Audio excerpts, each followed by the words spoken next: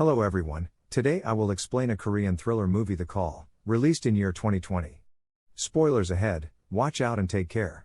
If you are new to this channel, please consider supporting channel by liking, sharing, and subscribing. In 2019, Kim Seo-yeon loses her cell phone on the way to visit her sick mother in the countryside. Back in her childhood home, she finds an old cordless phone. As she tracks down her device, the phone rings, a distressed woman calling for someone called Shin-hye. The caller hangs up and she brushes it off, thinking that they got the wrong number. After a hostile visit to her mother, Seo-yeon comes home to the phone ringing. It's the same caller asking again for Shin-hye. The caller gives out her address and Seo-yeon notices that it's the same address as her own home. Later that night, Seo-yeon wakes up to a loud noise and finds their family portrait on the floor. As she tries to hang it back up, she realizes that the wall is hollow and starts breaking it with a hammer. She soon discovers a set of stairs leading down to a basement. She explores the basement and finds a journal. The journal dates back to 1999 and is filled with pictures of Seo-taiji, a famous 90s singer. As she reads a disturbing entry, a picture of a woman falls out of the journal. The next day, Seo-yeon learns from Shin-hye, their caretaker, that the woman's name is Young-sook and her mother was a shaman. Later that night, the phone rings again. The caller screams out that her mother is going to kill her. Terrified, Seo-yeon hangs up and sees smoke coming from the basement. The next morning, the phone rings again. Seo-yeon asks the caller about her address again and the caller confirms it. Judging from the journal, Seo alludes that she must be talking to Young-sook, the woman who lived in the same house 20 years ago. She tells her that she's from the future. Young-sook doesn't believe her, but Seo-yeon tells her to watch out for a plane crash at Gimpo Airport tonight. At dinner, Young-sook witnesses the disaster on television, confirming Seo-yeon's claim. She calls Seo-yeon again and asks about her life. They find out that they're both 28 years old and Seo-yeon lets her listen to Seo-taiji songs over the phone. She also tells Young-sook about the future. Young-sook tells her that her mom isn't her real mother and that she was born with a terrible fate. Seo-yeon then shares that her father died from a fire when she was younger because her mother forgot to turn off the gas valve. Their conversation is cut short by Young-sook's mother. Meanwhile, in 1999, 8-year-old Seo-yeon arrives at the house with her parents with a real estate agent, hoping to make the house their new home. Young-sook meets her and realizes that this child is the same Seo-yeon whom she's talking to on the phone. Young-sook calls Seo-yeon in 2019 and lets her listen to her father talking in the background. Having not heard her father for years, Seo-yeon breaks down and cries. Young-sook tells her that she'll help her by saving her father. The next day, Young-sook sneaks out of the house and takes a bus to Seo-yeon's address.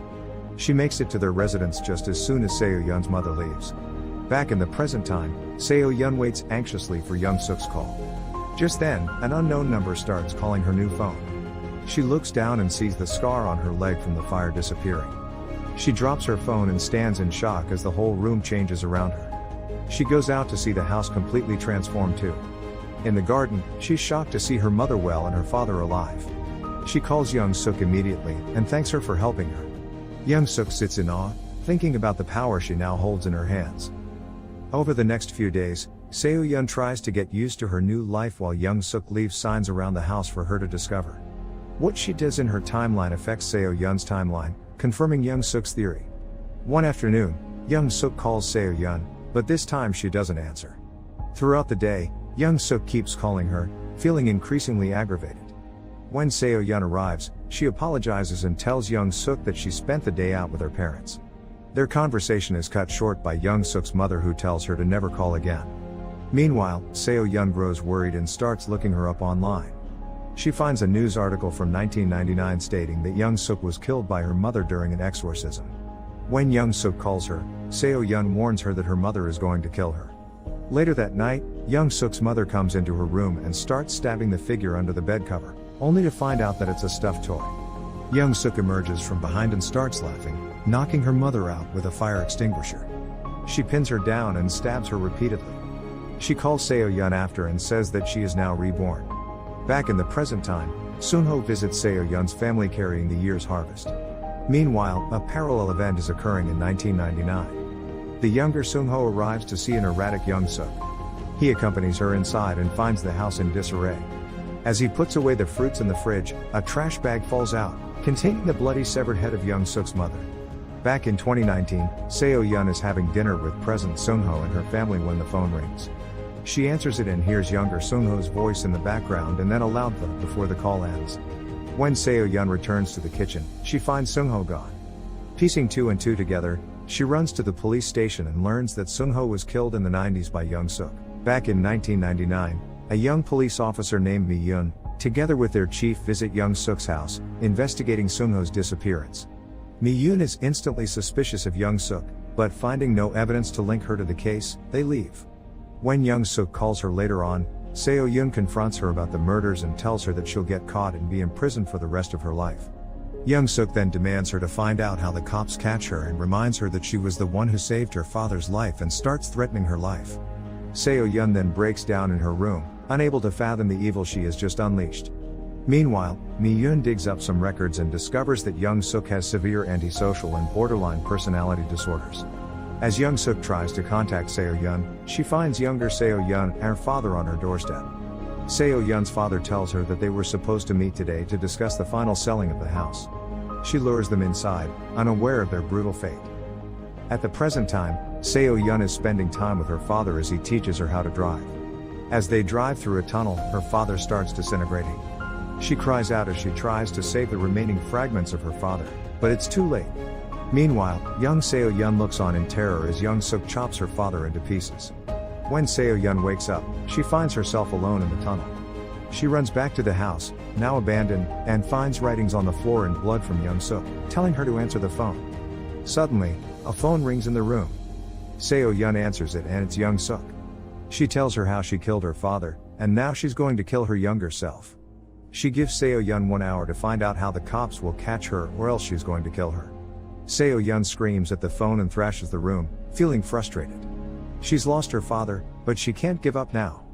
Through old news articles, she learns that a junk collector discovers Young-sook's bloody knife and turns it to the police, leading to her capture. She then forms a plan to kill off Young-sook. Feeding her false information, Seo-yeon leads her to the strawberry farm where a gas explosion is waiting to happen. Things don't go according to plan and Young-sook leaves too early with the explosion leaving her with minor injuries. Seo-yeon waits by the phone and is distraught when it rings, meaning her plan has failed. She can only listen and writhe in pain as Young-sook pours boiling water on the child, giving her back the burnt scars that she lost. Young-sook then tells her that it wasn't her mother's fault that her father died, but rather it was actually Seo-yeon who turned on the gas valve and forgot to turn it off, leading to her father's demise. She calls Seo-yeon a pathological liar and plans to kill her mom. She retrieves the knife and destroys the evidence. Desperate for answers, Seo-yeon breaks into the police station and retrieves Mi-yoon's journal only to learn that her timeline has once again changed and this time, Young-sook was never caught by the police. The house around her starts to change and she finds herself in the middle of Young-sook's lair. She goes to the basement and finds the phone. Meanwhile, back in 1999, Mi-yoon arrives at the house with Seo-yeon's mother who is looking for her family. They explore the house and ask to use the phone. On the other side, the phone starts ringing and Seo-yeon answers it. She warns her mother to get out of the house immediately but is knocked out by 2019 Young-sook.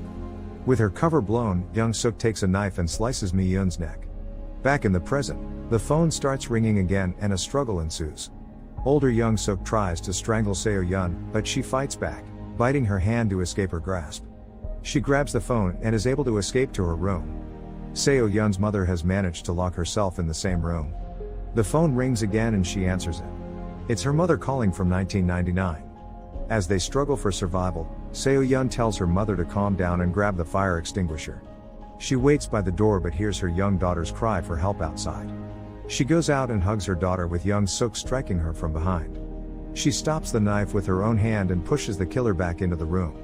Meanwhile, Seo-yeon waits in the room as she sees the spatter of blood appearing on the wall, and now older Young-sook has made it to the room. But just as Young-sook is about to strike the child, the mother appears and pushes her off the balcony. In 2019, Seo-yeon wakes up and finds herself alone in the house.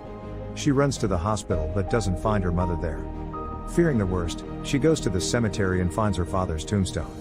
She cries, thinking her mother has died, but when turns around, she finds her alive and well, bearing scars on her neck and hands from that terrible night. She hugs her mother, thankful that they both survived the ordeal, and they walk side by side as they leave the cemetery. However, things are not over yet. Back in 1999, Young-sook survives the fall and is called by an older Young-sook, telling her to keep the phone with her no matter what happens, because that's the only way they can change things. The timeline changes and Seo-yeon wakes up, finding herself trapped in the hands of Young-sook once again. Thanks for watching the video until the end. If you like this video, please support the channel by subscribing and turning on the notification bell.